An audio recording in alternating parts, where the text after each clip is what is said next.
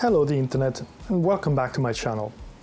Today I have on the bench a Commodore 64 which I have collected locally for very little. It was sold as untested. I haven't tested it yet. I have no idea whether it works or not. So I thought we could do this together.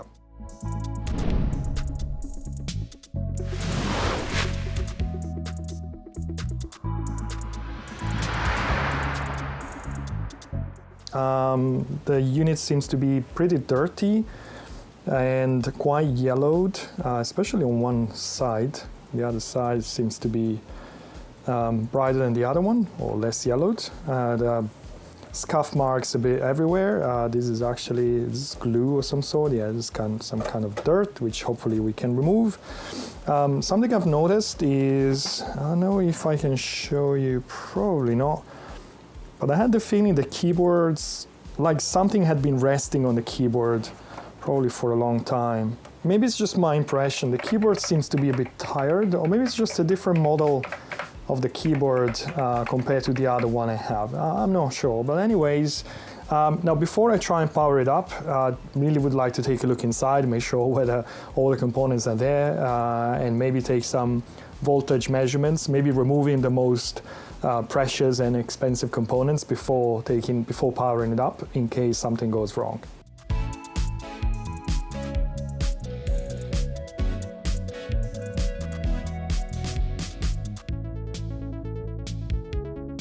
And here we go. Well, the good news is all the components are here. So yeah, everything seems to be, I would say it's a bit dusty, but in good shape.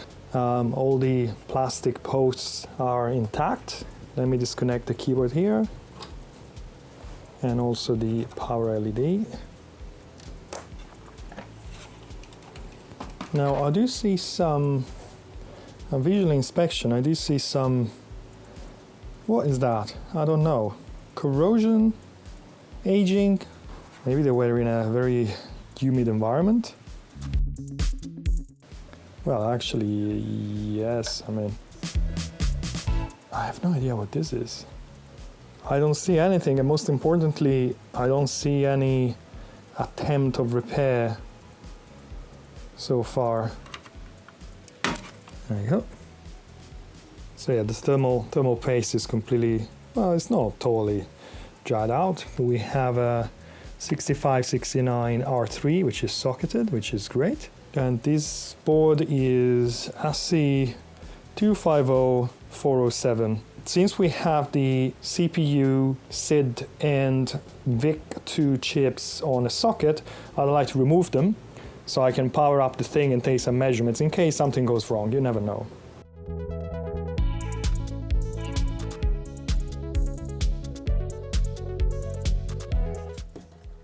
I do see that some work was done on the CPU. So the CPU socket has been installed apparently after the unit left the factory.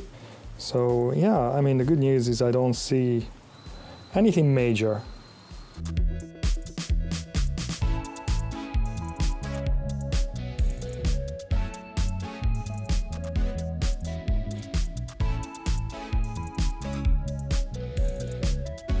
Let me power up and see what happens. 3, 2, 1, go. So far so good. Let's measure some voltages here.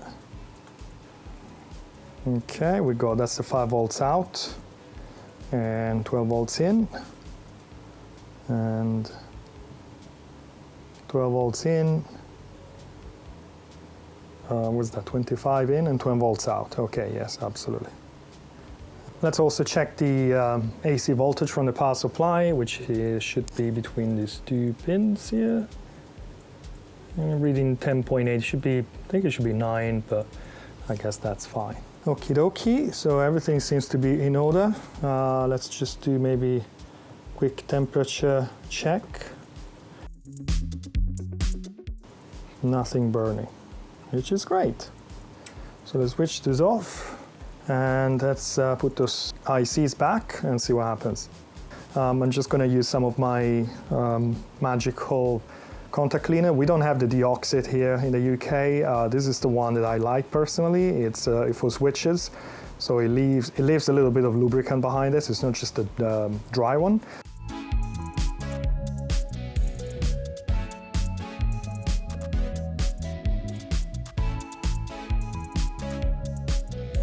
And we're ready to go. Everything is back in place. Got the video cable connected, monitor is plugged in, and let's see what happens. So 3, 2, 1, go. Oh, it just works. That's very disappointing. A bit disappointed that the Commodore 64 works. You know, I don't buy these things to use them. I actually buy them to repair them. But you know, let's plug in the dead test cartridge and see what happens.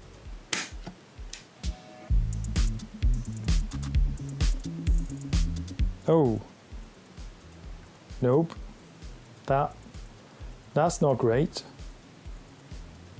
That's definitely not great. Let's try and restart it.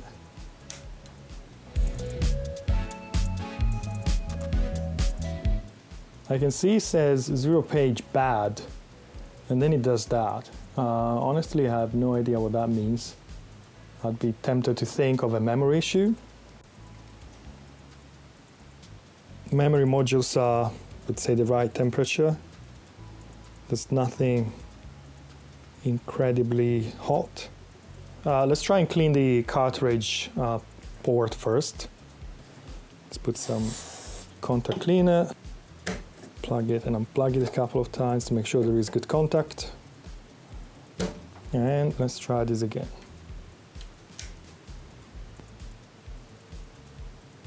And now, I don't know if you can see it, but as soon as it does the 0 page test, I think it says bad for a split second before the video gets all corrupted. Bad, yes. We can double check the voltages now that the CPU, SID and big 2 chips are back in place. And again, 5 volt is perfect, and 12 volt I guess it's totally fine. I will have to dig into that, but I suppose this is a memory issue. I don't know, to be honest, so I'll have to look into that and see what to do. I mean, I'd be tempted to just socket all these RAM chips and just replace them one by one, but you know, let's try and do a little more scientific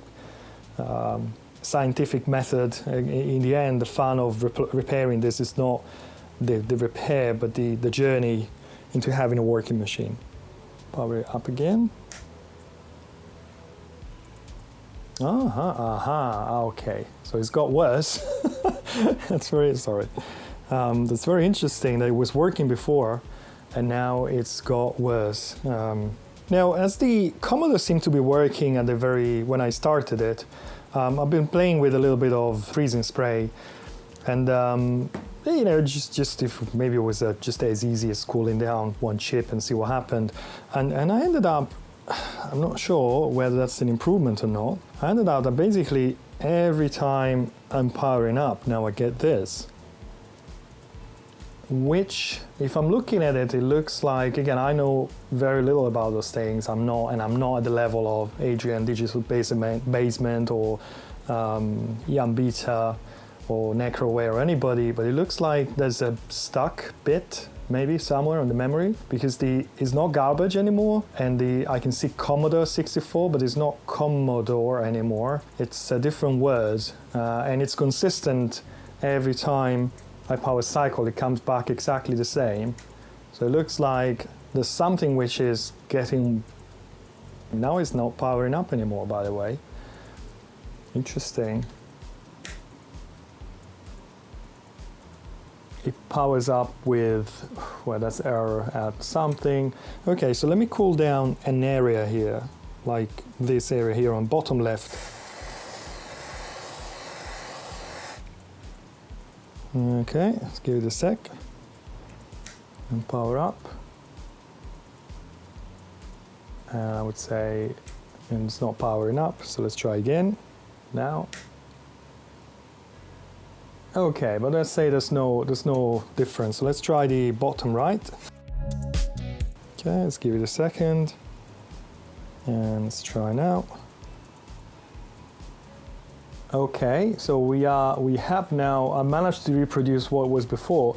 So it doesn't come up with garbage on the screen anymore. And instead of Commodore, it says CG, EE, GD, GRE. And if I power cycle it, it goes about exactly with the same screen every time. It doesn't change anymore. It doesn't give you garbage anymore. Okay, perfect.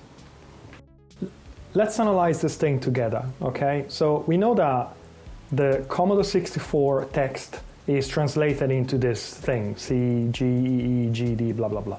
So the green text is the one that stays the same, that doesn't change. The red one is the one which changes, for example, from O to G, from M to E, and so on. Now, first thing first, the unchanged characters. For reference, this is the binary version of the letter C. You can use a website to do this conversion. We'll keep it there for reference. But let's focus for a moment on the changed letters. So my O becomes a G and my M becomes an E. Now, if I'm looking at the binary representation of these letters, you will notice that there is one bit which changes from 1 to 0, which I believe is 0, 1, 2, 3, 4. I'm not entirely sure which way you have to count from. Probably I'm counting from the wrong way. But let's say the bit number 4 for the time being. And you will notice that the unchanged letters, characters, they have a 0 as normal on bit number 4. So that's why they didn't change. So something's happening on, I guess, the data line where bit number 4 gets changed to 0. But letter number C, D, R, E, C, number 6, number 4, they normally have a 0 on bit number 4, so those are not changed. Why, like letter O or letter M, which normally have a 1 at bit number 4, they change into something else. So yeah, that's what I meant with stuck bit. Okay, let's start checking the line output of the data output for this memory chip, which is pin number 14. So I'll start. We have 1, 2, 3, 4, 5, 6, 7, 8. I forgot the memory chips are here, obviously. So this is logic stuff. And again, this is number 1, and something definitely is happening. 2, 3, 4, 5, 6, 7, and 8. So it looks like there is activity after these memory chips. So I guess I need to check on the schematics, because obviously all of them, they're going to logic chips before they go to the, I guess, to the processor. So I'm suspecting, especially because I was cooling down this area, I just didn't realize this is not RAM anymore. This is logic stuff. One of the logic chips may be faulty and stuck. Now, thinking a bit more about this, obviously looking at the schematics, the data lines of the memory chips, they basically go all on a bus. Okay, the bus is shared. So what I'm seeing here on each one of these chips, I mean, it's not just the memory module. It's the processor, it's the PLA, it's the VIC, it's everything. I suppose, I mean, if the one memory chip was shorted to ground, then you see a line here, but probably at the point the whole machine wouldn't boot up. I don't know, to be honest.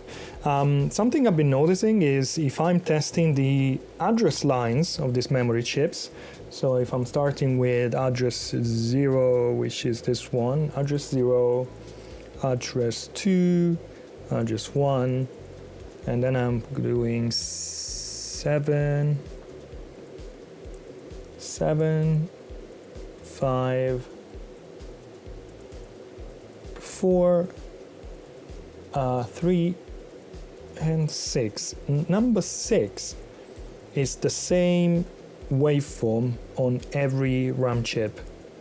Maybe that's totally normal, but this is catching my attention a bit. if the memory is always outputting 0 at low level, the only way to see it would be to check the chip select on a 2-channel, basically using 2 channels on the oscilloscope, and basically checking the output only when the memory basically is asked to output, or basically when the CPU or whatever is controlling this says, okay, now show time, show me what you have on this memory thing. At that point, we can check whether the output is still 0. I'm actually curious to test that, because again, I could throw parts to these boards. I have spares, I have another 664. I can fix this in probably half an hour.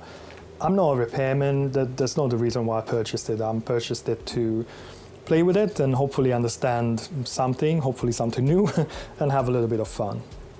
So this is the timing diagrams for the memory modules. I know it looks a bit complicated, and it is, to be completely honest, but let's try and understand this together. This is the RAS line, that's the CAS line, address lines from 0 to 7, so 8 address lines, the write line, and the Q, which is the data out line for the memory chip.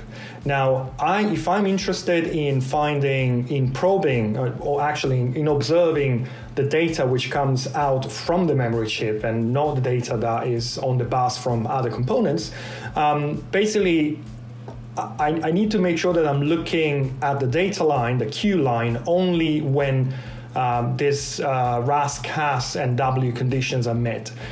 Just to quickly explain, the memory module receives 2 address sets, one for the row, one for the column, and after that, the memory module will output the corresponding data which is stored at that address.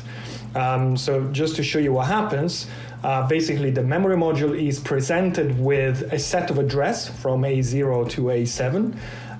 The RAS line goes low, the CAS line goes high, or stays high, I guess.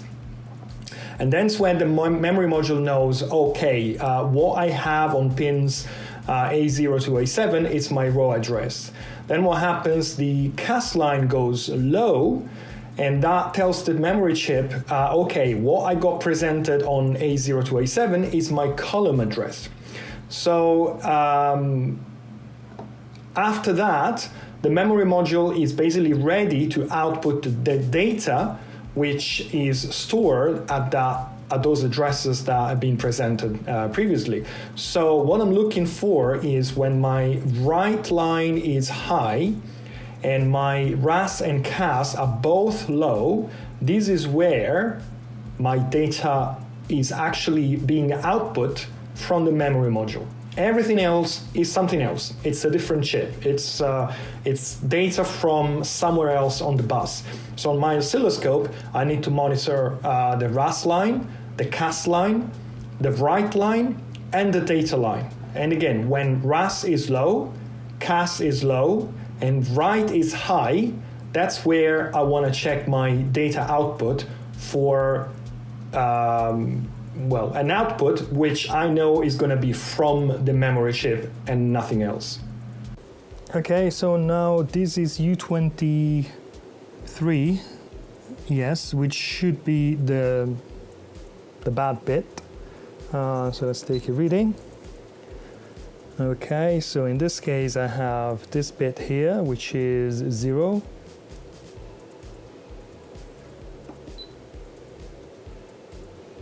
This one is 0. This one is 0. This one is 0. This is a 0. This is unfortunately high. This is 0, 0, 0. Oh, it's quite a few here. 0, 0, 0. This is high. This is high, this is high. So, from what I can see here, and I could be totally mistaken, this is not a RAM problem. I still have to look into this, but I would tempted to blame the character ROM, sorry. Still, again, it's kind of a gut feeling. But what I'd like to do, maybe I want to try and replace the RAM anyways, because I think I have spares somewhere.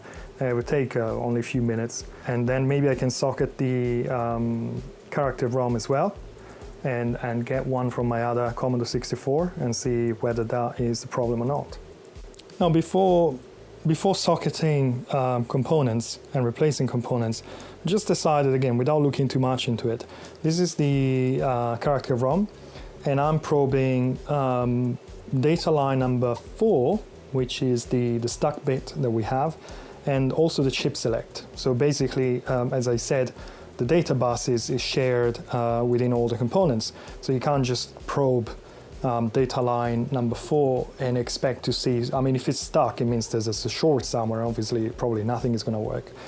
But what I've done, I have the chip select and the data line number 4, and what I'm looking at on the oscilloscope is basically the purple line is the chip select, and the yellow line, as before, is the data line. So whenever the data line is, the chip select, the purple one, is low, the corresponding data, it's actually coming from the character ROM. So for example, here I have, this is low, this is very, very narrow, but I think it's low, low, low, low, low, low, low, low, low, low, low, low, low. This is in between these two, so this is low, low, low, low. Let me try and check another data line. Okay, so this data line number, I think it's number 5, is the next one. Let's give it a go. It's low, low, low, low, low, low, low. Yeah, everything seems to be low, which is not really working with my idea, unfortunately. Something I've only realized when editing this video is that the data line of the character ROM are basically representing the pixels on screen. And when I was probing the lines in this video, the screen was actually mostly empty. I think I had the Commodore 64 with the wrong character displayed, and that was it. So the reason why I was seeing basically the data line always low is because most of the screen was empty, and no pixel equals a low line. Well, right now I'm not convinced about the memory module, the bit 4 memory module, but still I'd like to go ahead and replace it. So let's do it.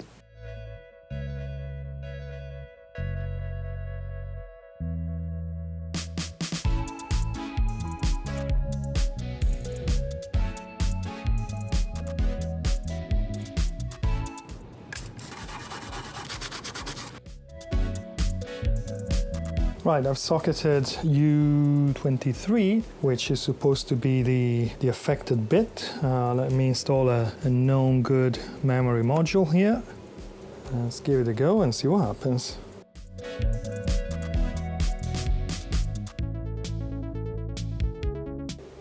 So my gut feeling is telling me that I should look into this logic chip first, this Latch, which is a 74LS373N. What I'm monitoring here are the OC and C lines, as long as the inputs and outputs. So let me show you what I have on the oscilloscope. So according to the function table, all I need to look for is when the OC line is low and the C line is high. In that situation, the input and the output will match, and that's when actually the latch is basically passing the data between the two sides. Let me give you a quick overview of what the SN74LS373 is. This is a latch, an octal latch. What is a latch? A latch is, if I understand correctly, because I'm not too expert when it comes to electronics, I'm learning myself, so apologies if I'm a bit inaccurate. A latch is a logic chip which interfaces two different buses. And as you can see here, this chip has 8 input and output, so you have 1Q, 1D, 2Q, 2D, and so on, up to 8. D is my input and Q is my output. And then you have this OC and C chip. And to see what happens, I can show you the function table. Now the function table for the 373 is this one. And let's see what happens. So first of all, the OC pin is basically the general enable disable for the whole chip. So as long as the OC pin is low, there's some logic happening. When it's high, the whole chip is disabled and the output is high impedance. So it's basically disconnected from the bus itself, all the outputs. When OC is low, then it depends on what the control pin, C pin is doing. So if it's high, it means the chip is basically passing whatever it's at the input D is going to the output Q. So whether it's high, whether the input is high, the output is going to be high. If the input is low, the output is going to be low. And when the control pin C is low, then the chip latches. So the output becomes, stays, it basically keeps the previous state that was presented of input D, whether it's high or low. So to test this chip, all we want to do is basically make sure the OC is low. So basically the chip is actually working, it's not disconnected from the buses. And consider when the control pin is high. In that situation, input and output must match. So if the input is high, the output is high. If the input is low, the output is going to be low. Anything different than that, it means the chip is malfunctioning. So the Commodore 64 is on now. Let's take a reading here. So again, I need the OC low, so here for example, and this C should be high. So I'm looking at this part here, which is 0, low, and now this one here, and they're both low. So there's no mismatch between input and output. They seem to be matching. Then here again, and they're both low. Here again, they're both low. Here again, they're both low. Here again, they're both low. And here again, OC low and C high. And these are both, number one, they're both the same, which is good. It means it's working, and you can see that they're always the same, which I'm not sure is a good thing, but anyways. But definitely when it's passing the data, they are all the same, but they're always low, as you can see here. There's low here, low here, low here, low here, low here, and again low here, low here, low here, low here, low here. Yeah, just out of curiosity, I'm now checking a different line now, which is matching data line number 5 or address line number 5 on the other end, on the other side, and this is one reading I've got. So again, I'm only reading when the OC is low and the C is high. So I have a low here, I have low here, low here, low here, low here. But I have a high here, high here, high, high, and again low. So it looks like this is working, but the thing is, I see a mixtures of low signals, like in this case, and high signals, like in some of these ones. So that's totally working for me. The other one is only showing low signals.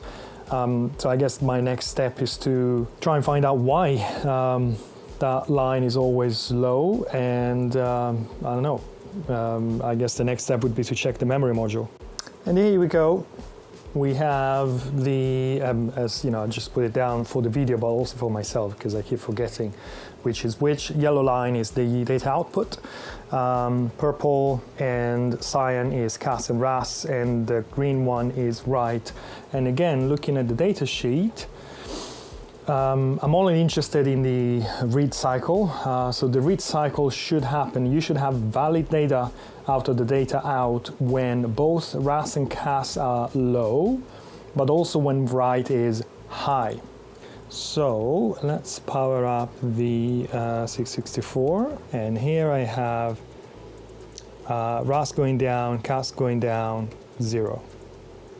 RAS going down, CAS going low, actually, sorry, and this is another 0. Low, low, 0, low, low, 0, low, low, 0, low, low, 0. So unless I'm mistaken here, which is totally possible, it does look like that this memory chip is only outputting zeros. And maybe that was it. I replaced the adjacent module earlier on, and that obviously didn't solve the problem. So I'm wondering whether, all this fuss was just the usual memory module. I just tested and replaced the wrong one.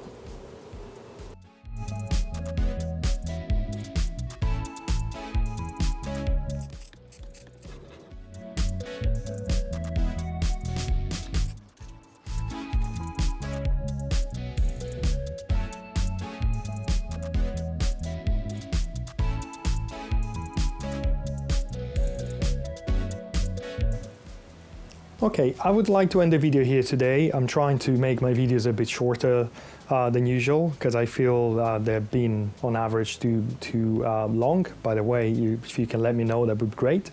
I have a few points, let's call them conclusions after all this little journey together with the Commodore 64.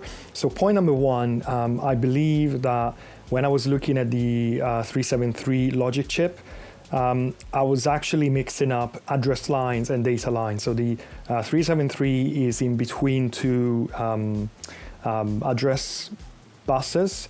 It's not on the data line. So I believe my conclusion was completely incorrect, that I basically found a potential issue on the address line 6, and I replaced the memory module corresponding to data 6.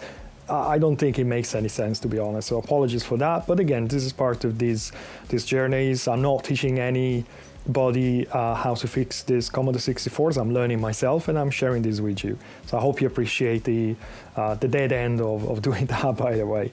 Point number two, I feel this is not a data line issue or a RAM issue. The point is, if there was an issue with the memory modules, probably the whole system wouldn't start up at all. We can see that we saw that some software is kind of running. It's just there's a graphic issue.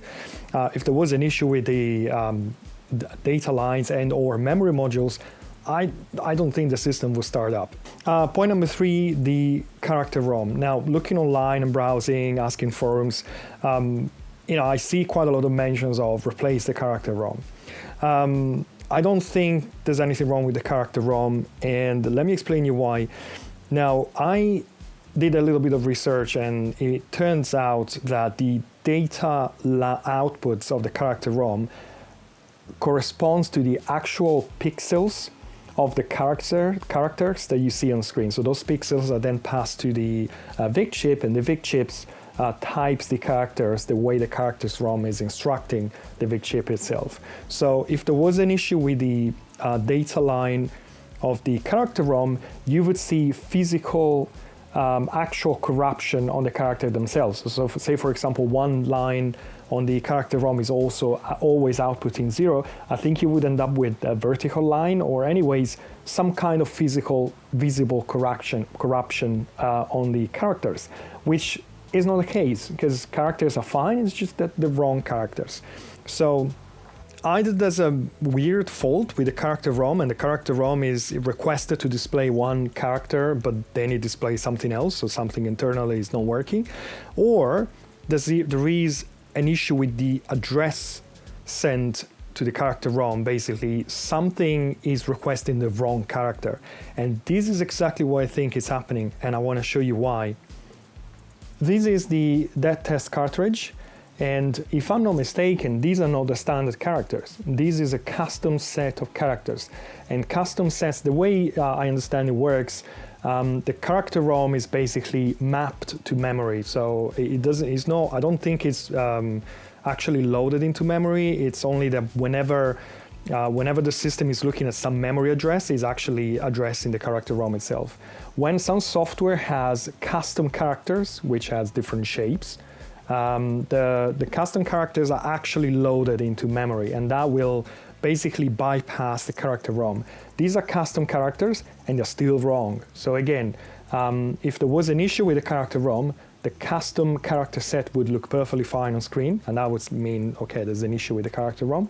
But no, they're still incorrect, which in my mind, it means there's an issue with addressing the characters and not with the character ROM or with the data lines. The next reason why I'm not blaming the character ROM is this. This is Jupiter Lander. The graphic is corrupted. So again, unless I'm mistaken, no, this cannot be characters. This is graphic and it's corrupted. And I'm not sure whether that's the standard characters or not, but anyway, there's some graphic here and it's corrupted. So again, nothing wrong with the character ROM. This is something else. And I do feel there's an issue with addressing with the address lines. And if you remember at the beginning of the video, what I was noticing an issue, something weird with the address line number 6 on the memory module. And who knows, maybe that's the route I should have followed rather than wasting time, or, well, I didn't waste time, investing time into data lines and memory modules and everything. So I'm gonna stop the video now, and I will be publishing soon a part 2 with hopefully the resolution of this fault. Thank you for watching. I hope you enjoyed it. Please like the video if you liked it, and well, dislike if you didn't like it. And please do leave comments. I look forward to hearing from all of you, and I'll see you very soon.